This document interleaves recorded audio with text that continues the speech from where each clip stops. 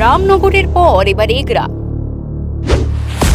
শুভেন্দুগড়ে গেরুয়া শিবিরকে ধরাশায়ী করল তৃণমূল।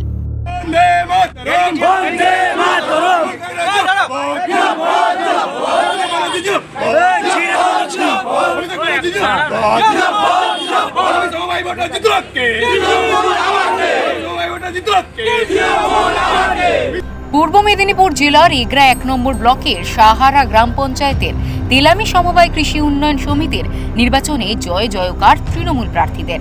বিজেপি অধীনস্থ এই পঞ্চায়েতে 9টি আসনের মধ্যে 6টি আসন দখল করল শাসক দল।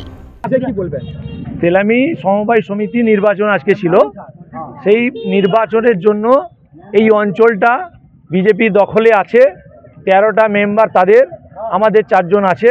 কিন্তু আমরা যেভাবে আমাদের এই কর্মীরা যেভাবে কঠোর পরিশ্রম করে ডোর টু ডোর গিয়ে মমতা ব্যানার্জির প্রকল্পের কথা এবং আমাদের সমিতি যে উন্নয়ন করেছি, আমরা একটা বিল্ডিং ছিল না, একটা লোকের বাড়িতে ছিল, যিনি সেক্রেটারি ছিলেন তার বাড়িতে সমিতিটা ছিল, সেখান থেকে তুলে এনে আমরা একটা জায়গা ছিল, সেই জায়গাটাও উদাহ করে দিয়েছেন।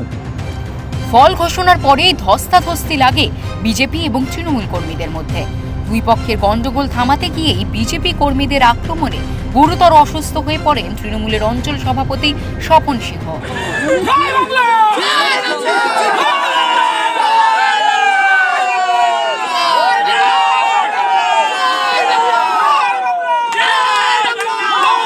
আজকে নির্বাচনে জেতার পরেও যে অসভ্যতামি বিজেপি করলো, আমাদের এই অঞ্চলের সভাপতি স্বপন সিনহাকে ধাক্কাধাক্কি করে তিনি অসুস্থ হয়ে গেলেন, তিনি হসপিটালাইজ হওয়ার মুখে।